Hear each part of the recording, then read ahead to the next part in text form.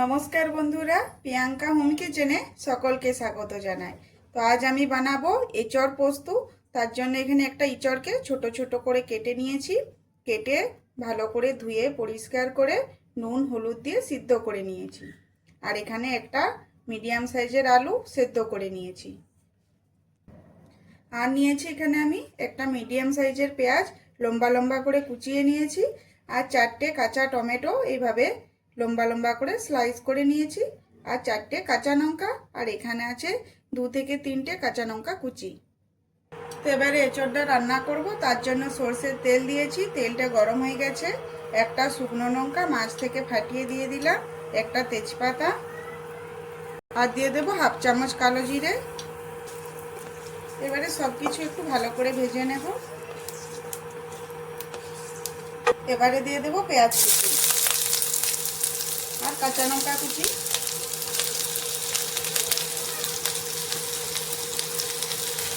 তো পেঁয়াজটা এখানে একটু ভালো করে ভেজে নেব।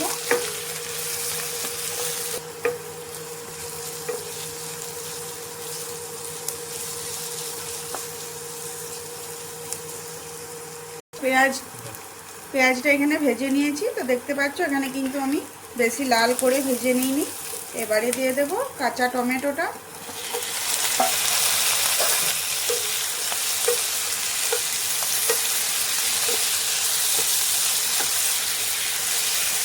তো এবারে দিয়ে দেবো এখানে স্বাদ মতো নুন।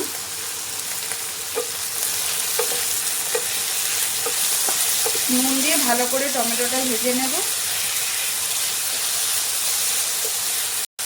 তো টমেটোটা এখানে ভেজে নিয়েছি। এবার সেদ্ধ করে রাখা আলুটা একটু বড় বড় করে ছুরি দিয়ে কেটে নিয়েছি, সেটা দিয়ে দেব।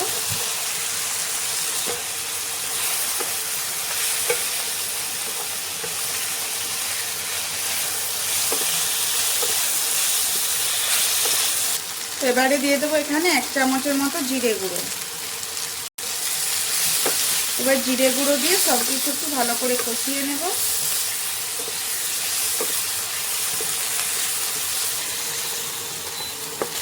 তো বন্ধুরা, আমরা তো এঁচড় অনেক রকমভাবেই রান্না করে খাই। তো এভাবে একবার পোস্ত বানিয়ে খাবে, দেখবে অসাধারণ লাগে। গরম ভাতের সাথে রুটির সাথে একদমই জমে যাবে। তো এখানে সব কিছু ভালো করে ভেজে নিয়েছি। এবারে দিয়ে দেব সেদ্ধ করে রাখা এঁচড়। এবার এঁচড় দিয়ে ভালো করে সব কিছু মিশিয়ে নেব।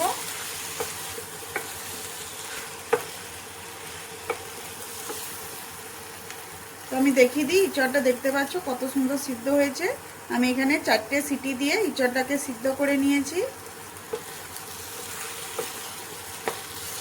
এঁচড়টা যত ভালো সিদ্ধ হবে এটা খেতে তত ভালো লাগবে।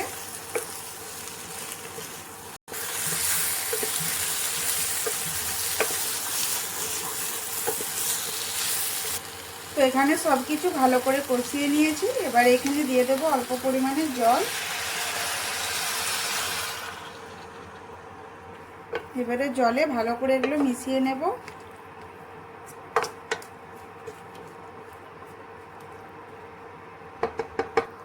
এবারে মিডিয়াম আছে এটা কিছুক্ষণের জন্য ঢাকা দিয়ে রেখে দেব। তো এটা রান্না হতে থাক, ততক্ষণে আমি পোস্তটা বেটে নেব।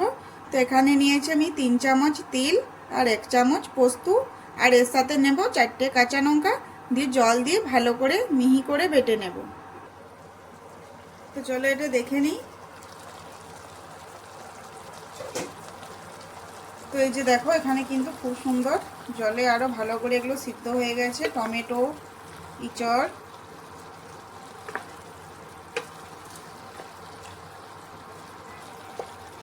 তো এই যে দেখো এখানে কিন্তু পোস্তটা আমি একদম মিহি করে বেটে নিয়েছি। এবারে পোস্ত বাটাটা এখানে দিয়ে দেব।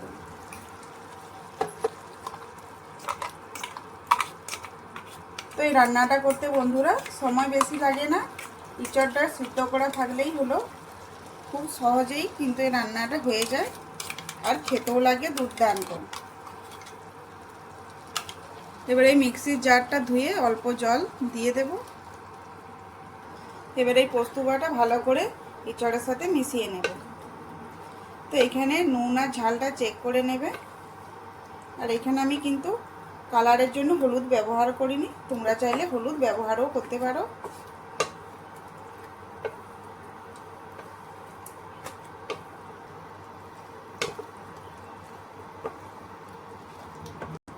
তো পোস্ত দিয়ে ভালো করে মিশিয়ে নিয়েছি। এবারে আমি 2 মিনিট এটা ফুটিয়ে নেব, বেশি ফুটাবো না, বেশি ফুটালে কিন্তু স্বাদটা চলে যাবে। তো এবারে এটা একটু ভালো করে ঢাকা দিয়ে ফুটিয়ে নেব, তাহলে কিন্তু এই রান্নাটা আমার আজ হয়ে যাবে।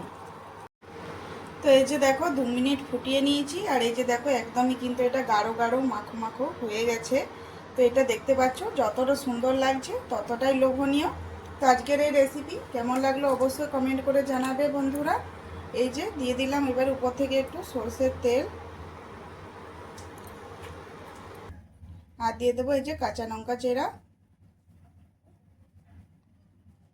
তো আমার রান্নার রেসিপি যদি ভালো লাগে আমার চ্যানেলটি সাবস্ক্রাইব করে আমার পাশে থেকো।